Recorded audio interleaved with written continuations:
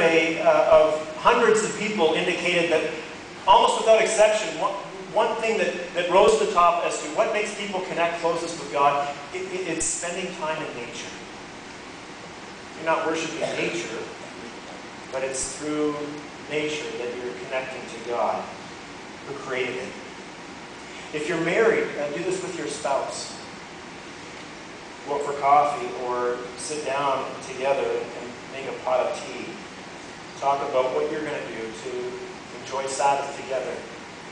Enjoy God's gift to you. There's a marriage tradition in the Jewish tradition, but I won't share that today. I'll share that another time.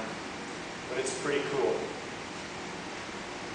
If you're married and have children, why not invite your kids in on the conversation so that maybe when they're our age, they'll be setting a better example for their children. That's your homework. Maybe we'll revisit this. Someone suggested that we come back and interview some River City families and individuals and record on video what they're doing to enjoy God's gift of Sabbath rest. Okay, if you're a follower of Jesus Christ, then know this. God has a future rest prepared for you, an eternal Sabbath. And right now, He invites you to look forward to this amazing future. Let this idea give you hope when life for you is harvest. But don't just look forward to this gift in the future. Build Sabbath moments into your life right now. Discipline yourself to make room for Sabbath rest as far as you're able on a ratio of 1 to 7. 1 day to 7. And if that doesn't work with your schedule, 2 days in 14. Or 3 in 21. Or 4 a month. Do what you need to do to enjoy God's gift. Use this time to do the things you enjoy most with those that you enjoy most spending them with. Spend time in nature. Spend time with people who love God passionately, as you do. Give yourself permission to recharge physically, mentally, spiritually. Enjoy God's gift to you. Because in this world, the gift of Sabbath rest and learning how to enjoy it may very well be the best gift you ever experience. I get it. It's not about my efforts. My efforts would never be enough. It's about Jesus. It's about what Jesus has done for me. And when I build a day of rest into my life, I demonstrate to God and I demonstrate to myself that I'm willing to trust Him. To really trust Him. See, the ceiling that I talked about gets broken. And we enter into a whole new level of intimacy with our Creator God through His Son, Jesus Christ. I love this quote from a pastor named Albert Barnes, who wrote a whole series of commentaries, and you can read them if you're interested. But I thought you'd like this quote too. 1 day in 7, at least, should remind us of what heaven is to be. And that day maybe should be the most happy of the 7.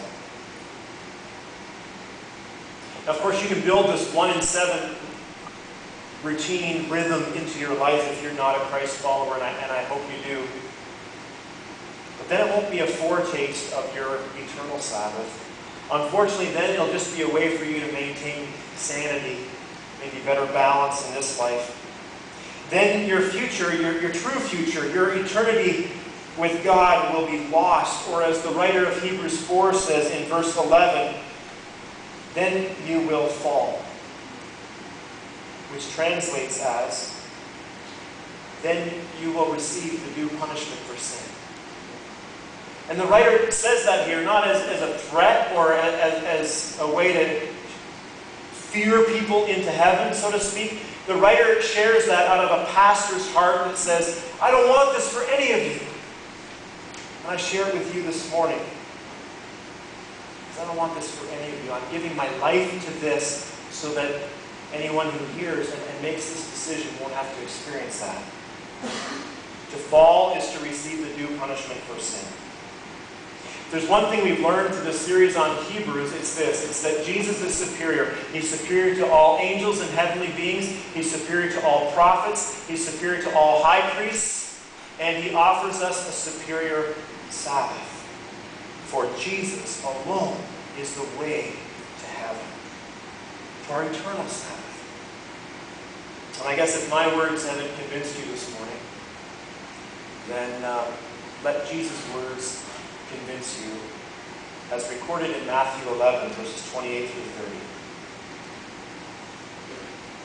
Jesus says to you, "Are you tired?